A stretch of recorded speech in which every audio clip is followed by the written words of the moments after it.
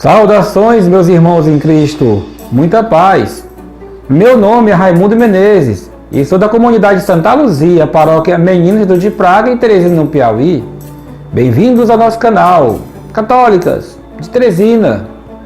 No vídeo de hoje iremos falar sobre a paróquia Nossa Senhora das Dores e a Catedral Metropolitana da Arquidiocese de Teresina.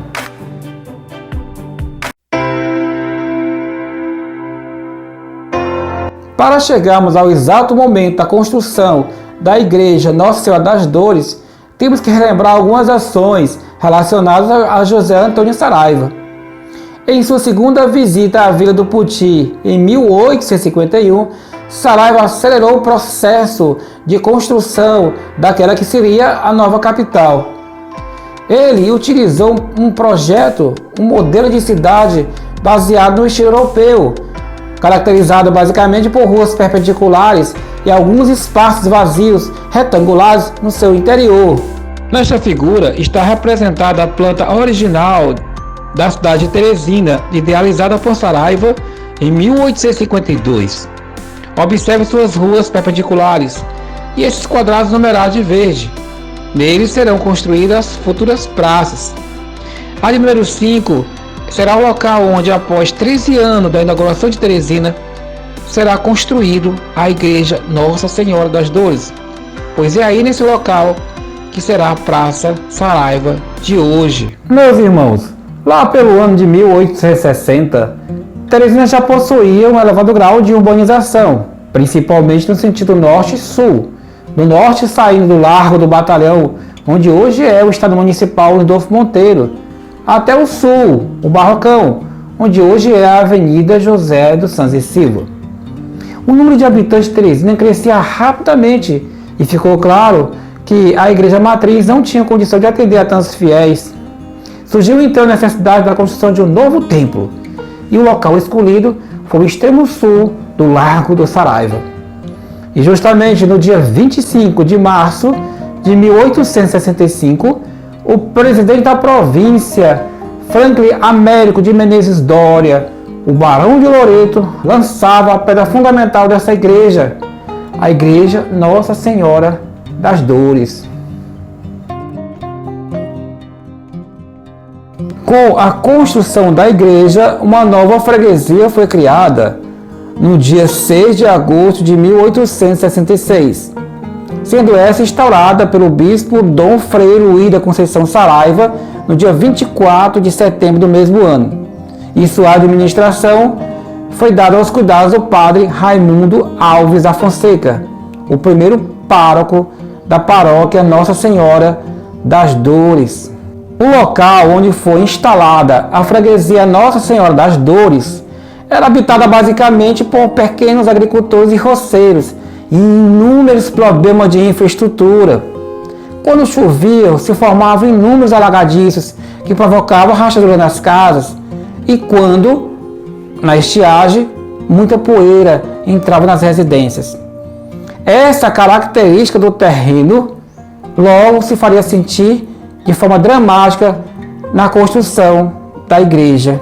Para termos uma ideia dos problemas enormes de infraestrutura que tinha aquela região, observe essas duas fotos do mesmo local. Hoje o cruzamento da Rua Barroso com a José Santos e Silva. Na primeira temos uma foto do início do século XX e nela percebemos uma ponte de madeira, sobre a qual passava antigamente um riacho que constituía o Barrocão.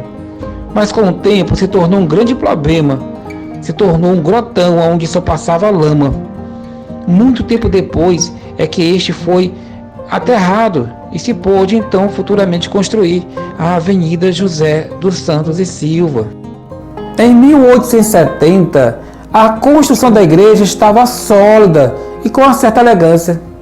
A sua capela-mor, que foi construída antes do corpo da igreja, era baixa e precisava de mais rigidez. Acontece que no dia 7 de janeiro deste ano, faltando 16 dias para entregar a obra, parte da igreja desabou, levando uma torre. E no dia 27 de março, a outra torre desabou, levando parte do corpo da igreja. Meus irmãos, a igreja deveria ser reconstruída. No dia 21 de julho de 1870, o então presidente da província, Manuel do Rego Barros, autorizava oficialmente a reconstrução da igreja. Para isso, contratou os serviços do coronel João do Rego Monteiro, o futuro barão de Gurgueia. A obra deveria ser concluída em 2 anos. O que aconteceu, meus irmãos, é que a construção continuou, pequenas reformas sendo feitas, chegando até a década de 80 deste mesmo século. Inclusive, em 1882, foi reconstruída a Capela do Santíssimo. Meus irmãos, na descrição desse vídeo, existem referências que contam com detalhe as interferências, as influências políticas, econômicas e sociais, tanto da implantação da freguesia, da construção da igreja e o desenvolvimento da paróquia em si. É bom nós conhecermos essa história. Aqui nós temos uma foto da igreja datada de 1930, mas ainda guardando as mesmas feições do final do século XIX. É como se nós estivéssemos olhando do colégio diocesano na direção da igreja. Nesta foto vemos o outro lado, também a igreja, e ao fundo do lado esquerdo nós temos também o colégio diocesano. Mas para chegar até esse momento, até esse ano, muita coisa aconteceu. E uma coisa maravilhosa aconteceu no início do século XX.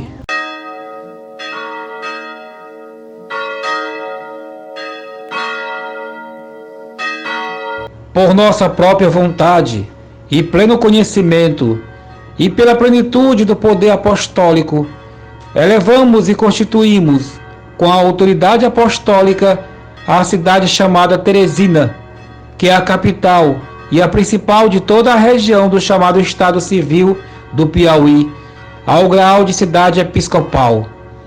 Ademais, elevamos e erigimos à dignidade e estado de catedral a igreja paroquial, dedicada em honra de Nossa Senhora das Dores, existente na mesma cidade de Teresina, para que também, mantida a invocação original, flua de todos os direitos, privilégios e honras de que gozam as outras igrejas catedrais da República do Brasil.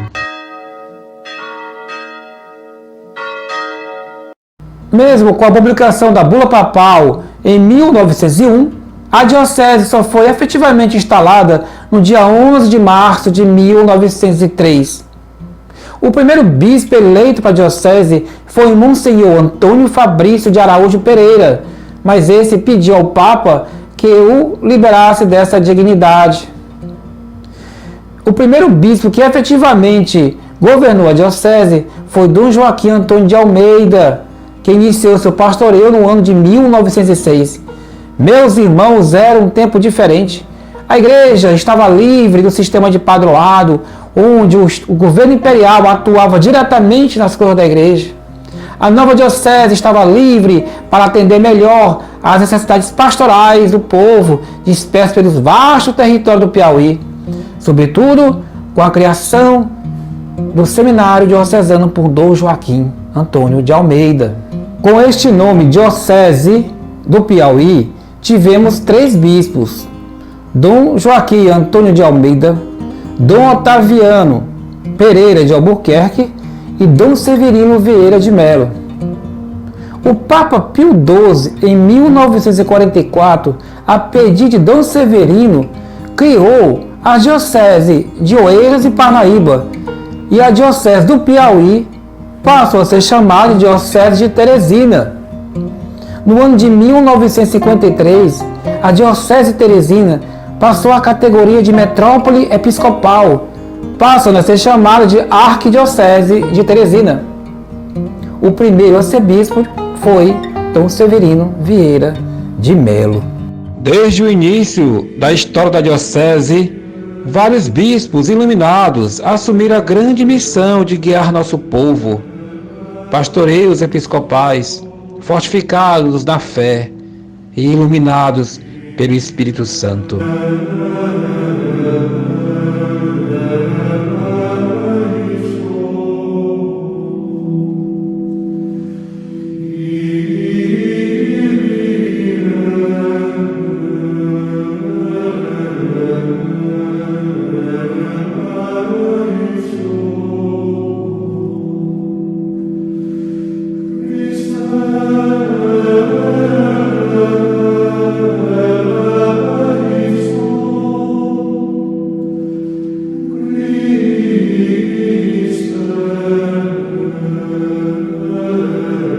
Meus irmãos, eu nasci e me criei na paróquia Nossa Senhora das Dores. Fui batizado, crismado e me casei na Igreja das Dores. Depois fui morar na paróquia minha de Praga, que acolheu a minha e a minha família com muito carinho. Mas a semente da minha formação e evangelização foi fundamentada com solidez, respirando a atmosfera sublime da Igreja Catedral, seu silêncio contemplativo e paz contagiante. O maior presente que meus pais me deram, me levar sempre para participar das missas.